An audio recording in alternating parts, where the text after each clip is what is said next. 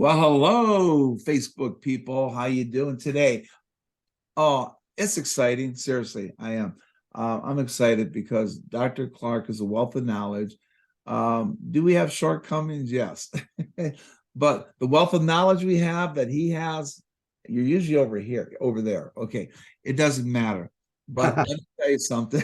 Yeah, there you go. Which way did he go? That way. Okay. Oh, a side note. Okay. Side note is this. You see my hand? That looks very nice. Well, my garage door in the younger days when we had this older house, I was holding on because I didn't want the doors ready to fall apart. The doors come over, and guess what? I wasn't paying attention. Something happened. What happened? My finger got broke. So you see, so it goes that way. It should go this way. So it's not even like this. But anyways, it's a reminder that nanny, just teasing. Anyways, I'm excited because we're going to talk about subconscious.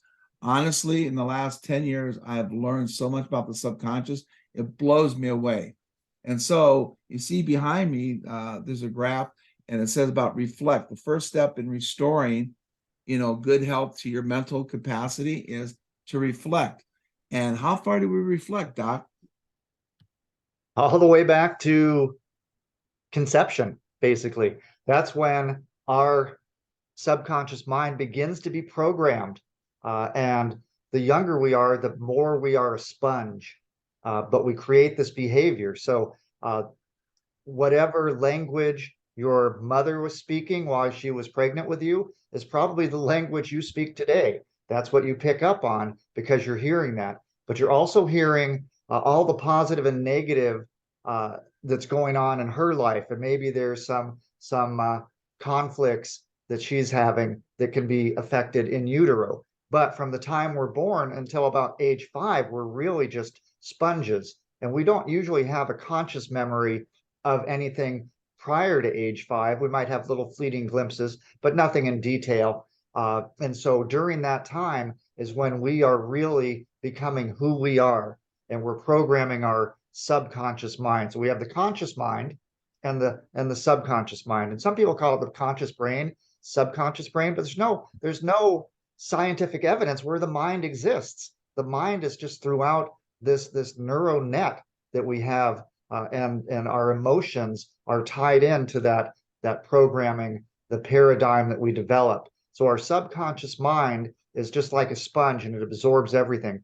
Now, 20, 30, 40, 50 years later, you know, our day in and day out routine is based on this subconscious programming, much of it from childhood and some of it developed. We might get, wake up, the alarm goes off, we get out of bed, we use the bathroom, we go downstairs, drink a cup of coffee, have a piece of toast, brush our teeth, hop in the car, drive to the clinic, and we don't even know how we did it. It's just that routine, that routine, that routine. And it's that programming. And sometimes that programming is inefficient, especially when Mhm. it deals with our emotional well-being. Somebody says something wrong and we snap, or we're put in a situation, maybe we have to talk to a group of people and we freeze up and we can't get the words out. And that's difficult to build a practice when you can't communicate to people. Maybe you have a certain person come into your clinic, and you just love them. I mean, immediately you connect. And then someone else comes in, and for some reason you have absolutely no connection. You really don't want to do a report of findings with them because you just don't want conflict. You just feel there's some conflict and you don't know why. And it's usually because they remind you subconsciously of somebody you met years and years ago. So your subconscious mind, it's amoral, not immoral, but amoral. And I talked with somebody yesterday. It doesn't know the difference between Mother Teresa and a porn star. To just say it's not pass judgment. Let's put it that way. Right. It has Right. only deductive reasoning. So it can't do anything inductively. Now your conscious mind can use both inductive and deductive reasoning, but the subconscious can't. And so we get this programming in there. And how do we correct some of that inappropriate programming that's holding us back? Oh, well, I'll tell you how. And this has been me for years. I didn't know how to do it. And then someone suggested I try a few sessions of the rest technique, and that changed my life. I was very skeptical. I learned how it affected me, and I wanted to add that to my toolbox. And so I went through the rest program and became so inspired that I went through the advanced rest program. So I'm an advanced certified coach. And once again, I invite your clients, Dave, to have a free consultation with me. And if they do decide to work with me, remember, we have a special discount for them just because you and I are friends, and we've discussed that previously. So that's a little bit about the subconscious mind and what I'd like to do moving forward in my career, helping chiropractors so that they can help more people make the world a better place. A little bit. I think that was a lot. But getting back to what you first said real quickly, I think you're crazy. What? No, I'll show you he's not crazy. When do they teach kids language? They have schools when they're 1 and 2 years old, you know? I mean, everything you said is spot on. You sing to the baby, you read to the baby when they're in utero.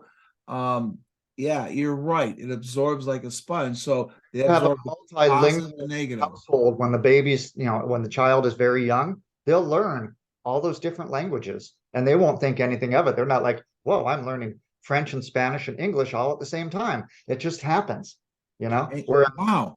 you Wow. try to teach me French, Spanish, and I have a hard time with English anyway. Teach me Well, another language, much more difficult.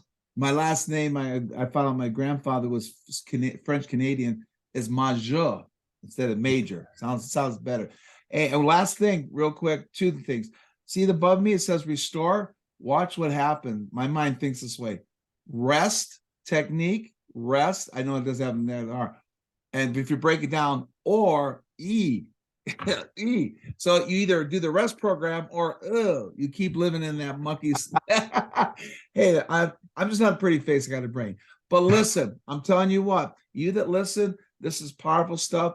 Those that have been listening, you're going to be getting a video from me. I'm going to go along, and contact you because I know how it is. We both talked before the video. We identify exactly with you. Oh, that was awesome. I should contact them. And then boom, the road of life is paved with good intentions. So please, if you don't want to contact it and you want to save me some time, I appreciate. Click the link, get a hold of Doc. You have nothing to lose but your problem. That's what I tell people at the screening. You have nothing to lose but your problem. If you want to improve your life and you want to invest in your life and invest in your life personally and professionally, you need to call that man wherever he is, okay? So anyways, there you go. Thank you very much, Doc. Look forward to hearing you, and I'll be contacting those that listen. And please make a comment or something, but you know what? Invest in yourself this year and get those roadblocks out or those landmines diffused. All right, take care. Thank you, Doc. All right. Thank you.